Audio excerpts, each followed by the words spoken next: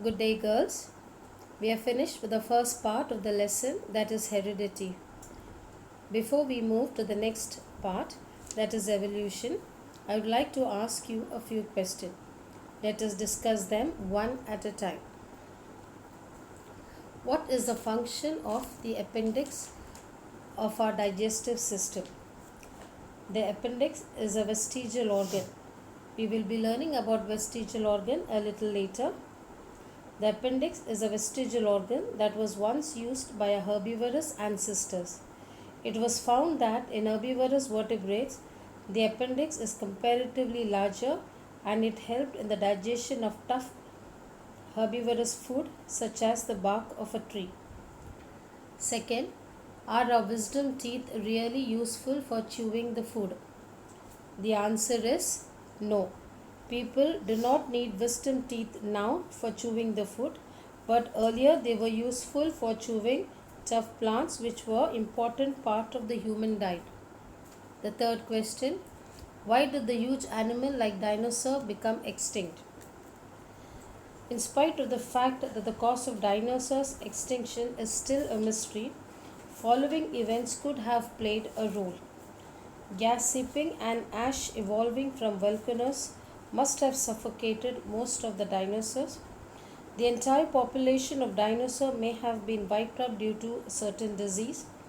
The dinosaur could not have survived after a big meteoroid crashed into Earth, drastically changing the climatic condition, or maybe the imbalance in food chain led to the starvation of the dinosaur.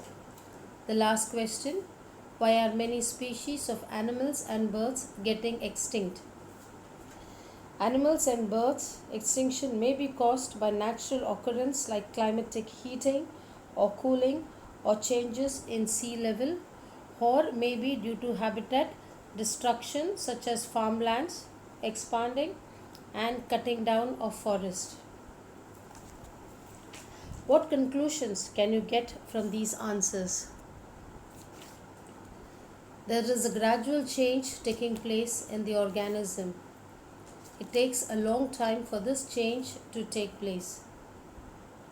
Some new changes can be expected over a period of time. We can summarize and say that this is nothing but evolution. This leads to the next topic, that is evolution. Let us define evolution.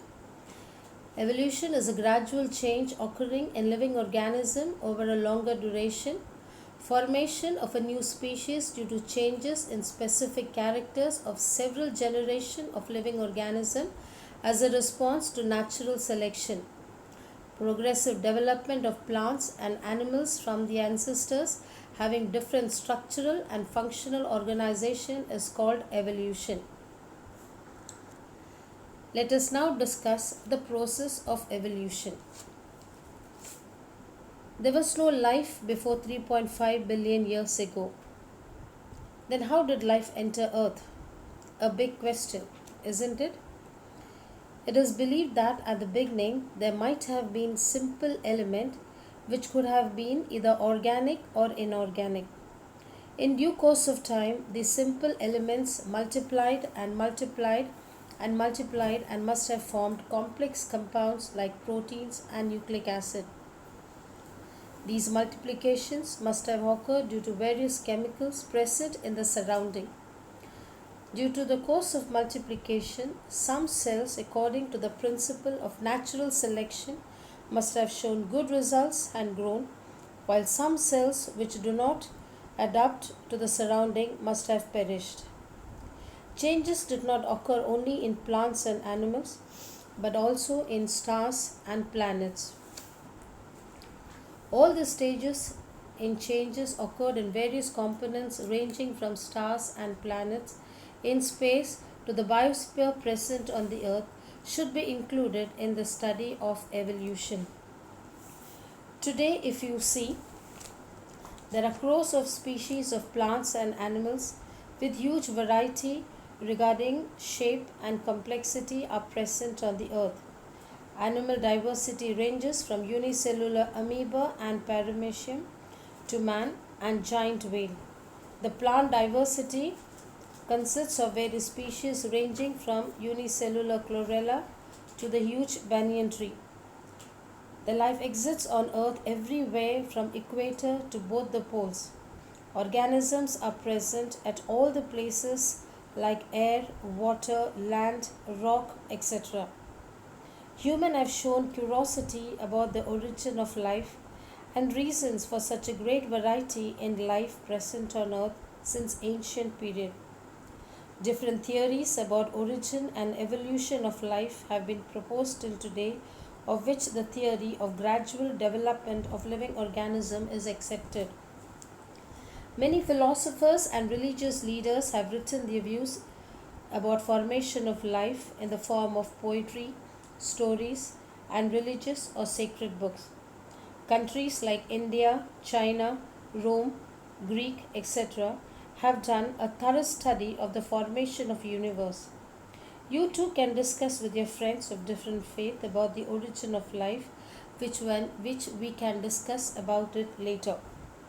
Now, this understanding of evolution leads to the next subtopic, that is the theory of evolution. According to this theory, the first living material, that is protoplasm, has been formed in ocean. In due course of time, unicellular organisms were formed. Gradually, changes occurred in the unicellular organism from which larger and more complex organisms were formed. All these changes were slow and gradual. Duration of all these changes is at must 300 crores years. Changes and development in living organism had been all around and multidimensional, and this led to the evolution of different types of organisms. Hence, this overall process is called as evolution, which is organizational.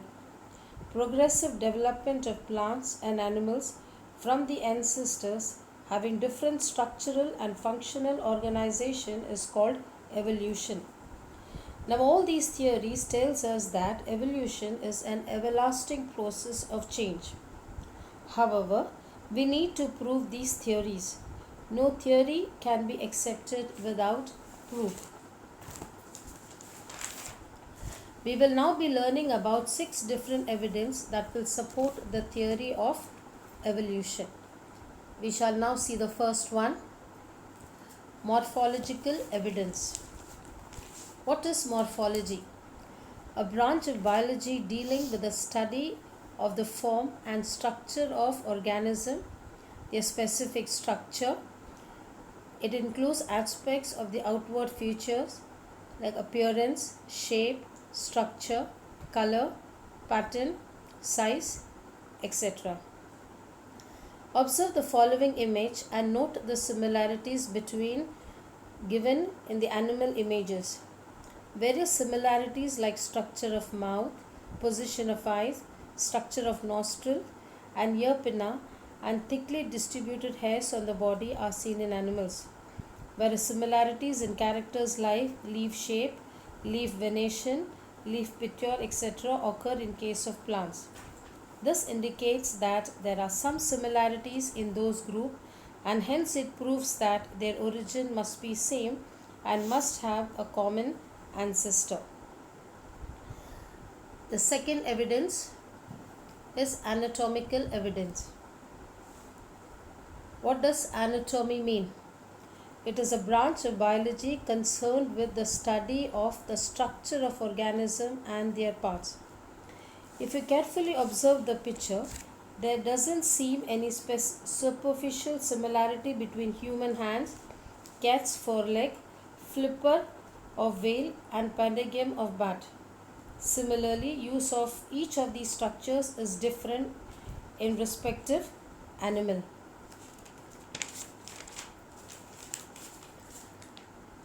Human hand is different to the hand of paws of other animals.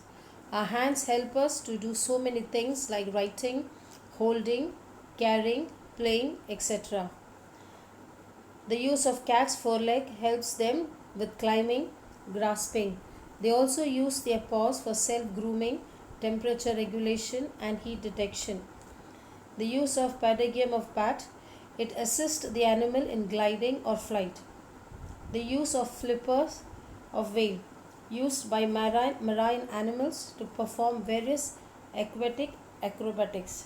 However, there is similarity in structure of bones and joints in organs of each of those animals. This similarity indicates that those animals may have had a common ancestor. The next evidence is a vestigial organ. Before we go into the detail of it, let me ask you two simple questions. First one, which are the different organs in the body of organism? Quite simple. You would say it is a mouth, heart, lungs, stomach, and so on. The next question, is each of the organ useful to organism? Obviously, if there are organs present in the body, they are definitely of some use to us.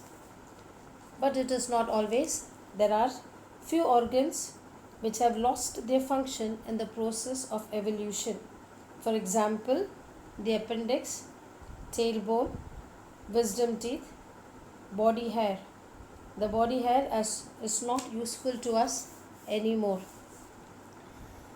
This degenerated or underdeveloped useless organ of organisms are called as vestigial organs.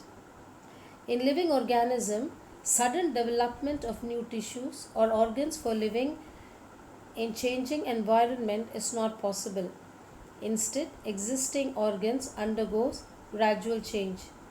Mostly, a specific structure in the body is useful under certain situation. However, some structure under different situation may become useless or even harmful. Such structure begins to degenerate under certain situation as per the principle of natural selection. It takes thousands of years for a structure to disappear.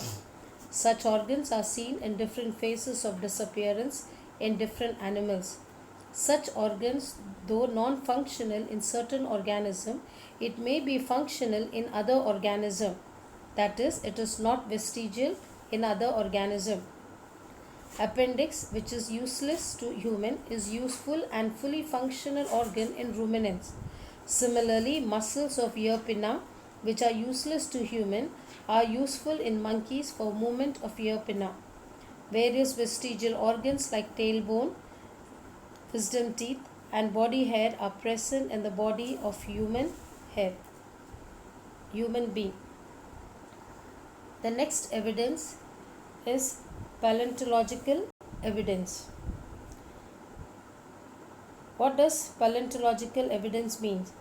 The study of the form of life existing in prehistoric or geological times as represented by the fossils of plants, animals, and other organisms. You may definitely want to know which are the organisms which existed millions of years ago. How do we find that? Well, the answer to all these is hidden in the earth itself.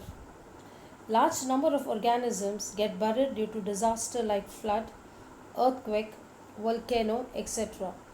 Remnants and impressions of such organisms remain preserved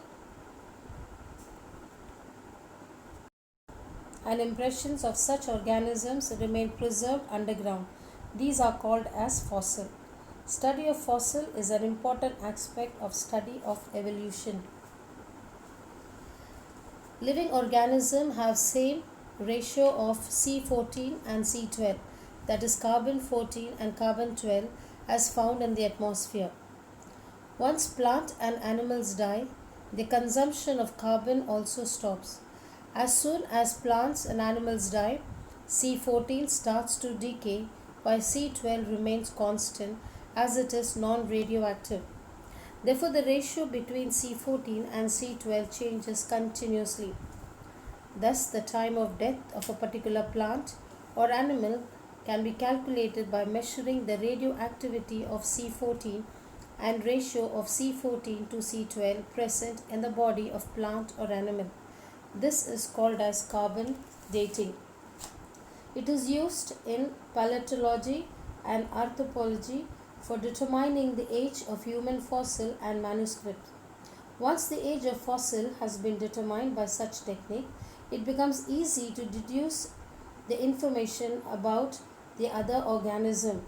It seems that vertebrates have been slowly originated from invertebrates. We go to the next evidence, that is embryological evidence. Observe the stages of embryonic development of some animals shown in the picture. Comparative study of embryonic development stages of various vertebrates given in the picture shows that all embryos show extreme similarities during initial stage, and those similarities decreases gradually. Similarities in initial stages indicate the common origin of all these animals. The next evidence, connective links. Some plants and animals show morphological character by which they can be related to two different groups. Hence, they are called as connective links. For example, Peripatus show characters of both phylum Annelida and phylum Arthropoda. It shows that it has got segmented body, thin cuticle and parapodia like phylum Annelida, and it has a tracheal respiration and open circulatory system like phylum Arthropoda. This indicates that Peripatus is a connecting link between phylum Annelida and Arthropoda. Similarly, duck-billed Polypatus lays eggs like reptiles but shows relationship with mammals too due to presence of mammary gland and hair. Lungfish performs respiration with lungs irrespective of being fish. These examples indicate that mammals are evolved from reptiles and animals from fishes.